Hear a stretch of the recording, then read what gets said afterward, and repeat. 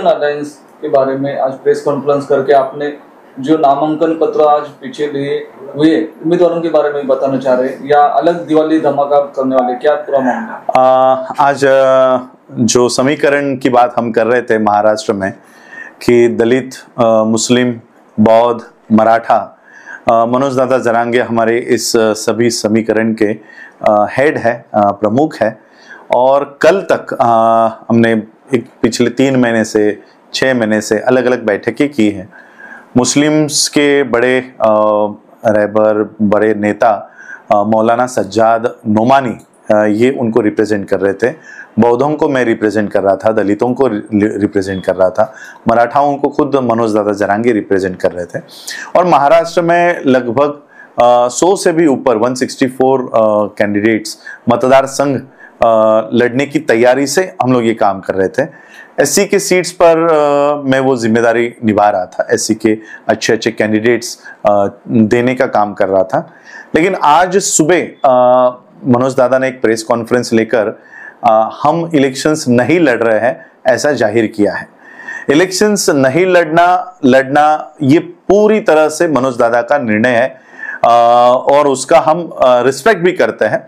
हम कोई उस निर्णय के अगेंस्ट में या खिलाफ में कभी कोई भी नहीं जाएगा, ना तो नोमानी साहब जाएंगे ना मैं जाऊंगा, क्योंकि हम सभी ने वो अथॉरिटी मनोज दादा को दी रखी है कि जो भी निर्णय मनोज दादा जरांगे लेंगे उसको हम दोनों का समर्थन होगा, तो उसके खिलाफ हम नहीं हैं। लेकिन जो वजह दी गई है उस वजह से बौद्धों में, मुसलमानों में, मराठाओं में एक संभ्रम की अवस्था निर्माण हो गई है और इसलिए मैं वो क्लैरिटी देने के लिए आज ये प्रेस कॉन्फ्रेंस मैंने आयोजित की है। मैं चाहता हूं कि मीडिया हमारे लोगों तक, मेरे मराठा भाइयों तक ये बात पहुंचाए, मुस्लिम भाइयों तक पहुंचाए, ताकि हमारे लिए इलेक्शंस महत्वपूर्ण नहीं है। हमारे लिए जो समाज में एकता निर्माण हुई है वो अधिक मायने रखती है, हमारा आंदोलन अधिक मायने रखता है, मराठा आरक्षण की जो भूमिका है वो अधिक मायने रखती है। इलेक्शंस आएंगे जाएंगे, हमें उससे कोई लेना देना नहीं है। लेकिन जो आज मराठा, बौद्ध, मुस्लिम, दलित, ये जो समीकरण गांव-गांव में पहुंच गया, वो हर्ट नहीं होना चाहिए, उसको कोई दिक्कत नहीं आनी चाहिए, इसलिए ये बात कह रहा हूं।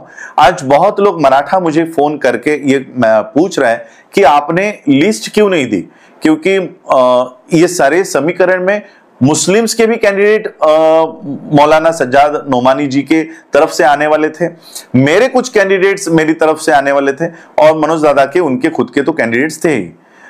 तो आज ये इलेक्शंस नहीं लड़ने की वजह दी गई है कि दलित और मुस्लिम की लिस्ट हमें नहीं मिली या प्राप्त नहीं हुई, उनके मतदार संघ और उनके कैंडिडेट्स हमें नहीं बताए गए, इसलिए हम इलेक्शंस में नहीं जा रहे।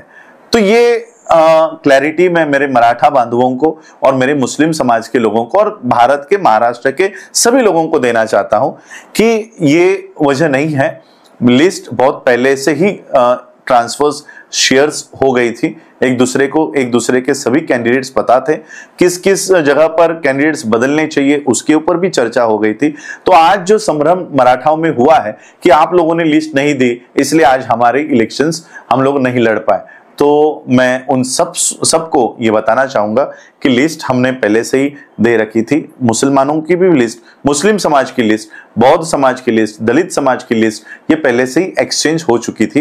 ये लिस्ट अभी भी मेरे हाथों में है, ये लिस्ट सारी हमने दे रखी है, ये सारी लिस्ट दादा के पास भी है। हाँ, लड़ना नहीं लड़ना ये अंतिम निर्णय दादा का है और उसको हम दोनों भी रिस्पेक्ट करते हैं। लेकिन सिर्फ ये बात कि लिस्ट नहीं मिली है इसलिए हम नहीं लड़ने वाले हैं और ये लिस्ट न मिलने की वजह मुस्लिम और दलित है। मैं सिर्फ इसके लिए मराठा समाज में कोई उनके मन में ये भ्रम नहीं रहे कि और हमारे खिलाफ कोई द्वेष उनके मनों में तैयार ना हो। हमारे लिए मैं आज भी कहना चाहता हूं, इलेक्शंस महत्वपूर्ण नहीं है। हमारा जो समीकरण हुआ है मराठा, बौद्ध, मुस्लिम, जो आज इकट्ठा हुआ है, पिछले 70 सालों में ये नहीं हो पाया, जो आज मनोज दादा की वजह से हुआ है, ये मैत्री टूटनी नहीं चाहिए, ये दोस्ती टूटनी नहीं चाहिए। इसलिए मैं आज ये प्रेस लेकर सिर्फ ये क्लैरिटी देना चाहता हूं कि लिस्ट वो वजह नहीं हो सकती, क्योंकि लिस्ट जो भी है वो नाम देने थे वो पहले से ही दे दिए गए थे।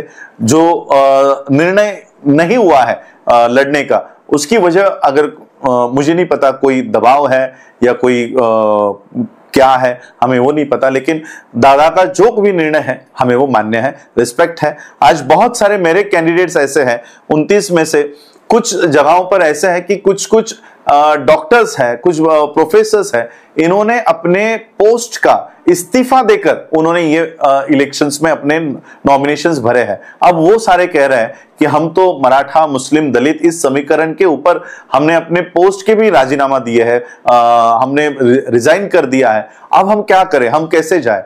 कुछ लोग तो ऐसे कि उन्होंने अपने खेती की जमीनें बेच दी है, 50-50 एकड़ की लैंड्स बेच दी है। अब वो सभी लोग उनके सामने प्रश्न चिन्ह है कि अब हम आगे क्या करें।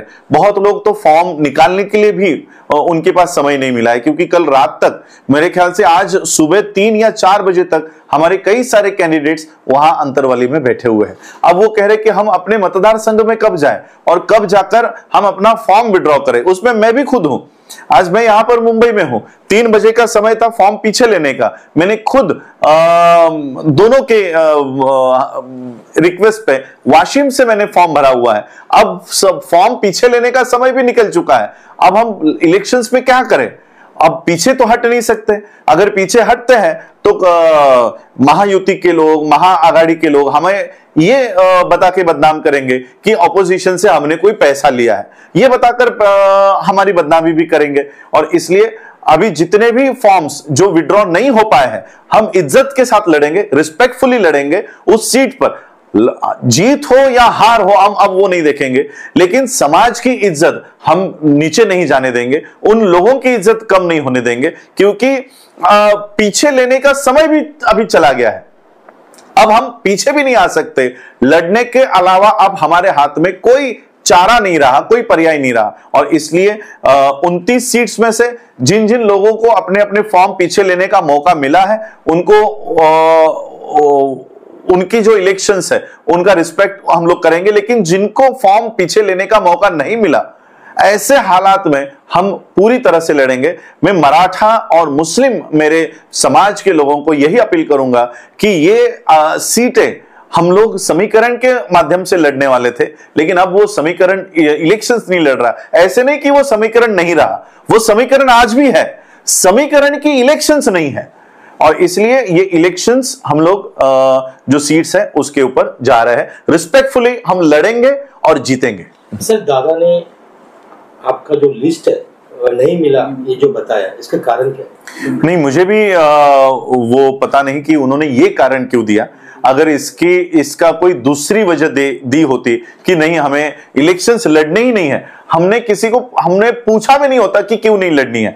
हमने ये तय किया था कि दादा जो भी निर्णय लेंगे वो हमें मान्य होगा। लेकिन ये बताना कि लिस्ट नहीं मिली, इसके परिणाम ये होंगे कि मराठाओं को लगेगा कि मुसलमानों ने दगाबाजी की, मराठाओं को लगेगा कि बौद्धों ने दगाबाजी की। हमने लिस्ट नहीं दी है, ऐसा नहीं हो सकता। और इसलिए मराठाओं के मन में हमारे लिए द्वेष ना पैदा हो, इसलिए मैं ये प्रेस कॉन्फ्रेंस ले रहा हूं। हम मनोज दादा जरांगे के निर्णय का आज भी स्वागत करते हैं, और जो लोग अपना फॉर्म पीछे नहीं ले पाए, हम उनके लिए जरूर लड़ेंगे, रिस्पेक्टफुली लड़ेंगे। वरना हमारे ऊपर आरोप होगा कि हमने ऑपोजिशन के पार्टी से कुछ पैसे लिए हैं, इसलिए हमने अपने फॉर्म विड्रॉ किए। सर, टोटल कितना सीट से आप लोग लड़ रहे हैं अभी? अब 29 सीट्स पे मेरी तैयारी थी, लेकिन उसमें और एक मित्र पक्ष जुड़ने के बाद 29 से मैं 12 सीट्स पर मैंने आधे कर लिए कि चलो आधे सीट्स इनको भी देने पड़ेंगे उसमें से। तो एक 12 सीट्स पर आज मैं एक टफ फाइट वहां पर दे रहा हूं।